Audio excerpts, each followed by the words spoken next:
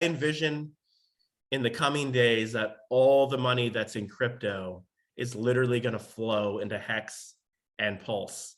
Like it's just one giant black hole is just going to absorb all of that financial mass and energy, and everything else is just going to get obliterated. I mean, you could pull up a chart and compare the performance of other assets. Oh, of course. And obviously we know that Bitcoin's done, it did, 6.5 million times in value from a penny to 65K. But honestly, Hex is actually outpacing Bitcoin. It's growing faster.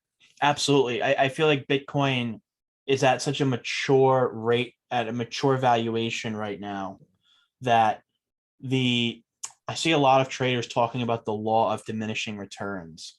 And I see that in a lot of large caps like Bitcoin and Ethereum, but I don't see that in projects like Hex, for example, that have done 10,000x in literally under 2 years. And I feel like one thing I've noticed about Hex and Pulse Chain is that the communities basically complement one another. There is no Hex community is literally building Pulse Chain, and now people in Pulse who were like me, who just joined Pulse Chain, who really didn't know much about Hex besides the letter I got from Richard Hart a couple months ago.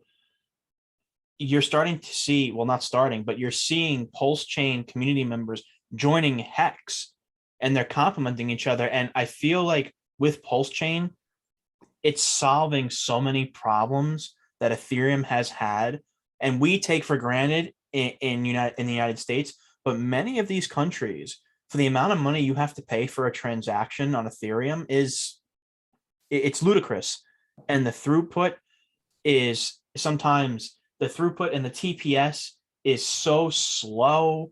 The expensive rate of transactions, it doesn't, to me, Ethereum, Ethereum, to be fair, made, besides Bitcoin, this industry what it is today. Without smart contract infrastructure platform like Ethereum to propel this industry, with all the ICOs that happened in 2017, for example, I don't know if this market would be as mature as it is now. But with that being said, there are other blockchain projects out there that are set, that basically have tenfold better technological specifications. And I feel like Pulse Chain, you bringing that up, Pulse Chain does everything Ethereum should have done. And that's why I'm very excited for Pulse Chain. And I'm also very excited for Pulse Chain because it's deflationary. People really don't take that into consideration when investing in a cryptocurrency, but deflation is so important, and Pulse Chain kind of emphasizes that notion. Yeah, that's a good point. Pulse Chain also has centralized ownership like Hex, and has the same founder as Hex.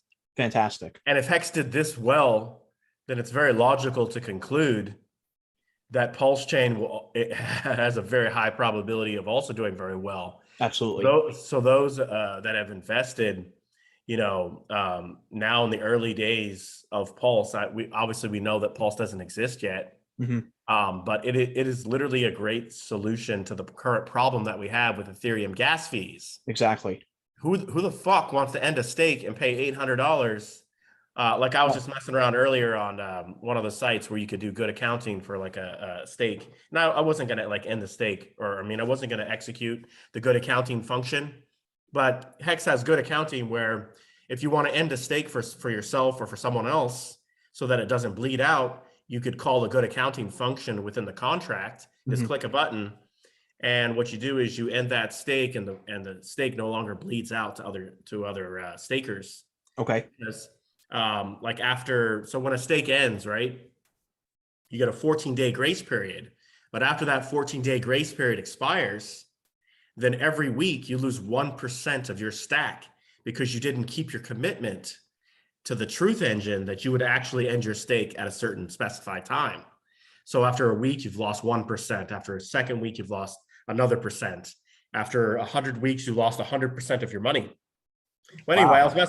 I was messing around with that, and to do a good accounting for one of the stakes, it was going to cost like over $800. Pulse Chain, please save us. Nobody wants to pay over $800 to end a stake. right? Exactly. Or to do good accounting or whatever. That's just outrageous. And even just to like send, like if I wanted to send you money right now, the gas fees are so high for a simple send transaction. Yep. You know, it's ridiculous. It's crazy. It's an insult. It really is. It's yeah, and it's not useful because like you could send money to someone for free instantly with like Cash App or something like Yep. that, or you could sell somebody money. Well, it needs to be like you need to have like very low transaction fees, and I think Pulse Chain is a great solution for that.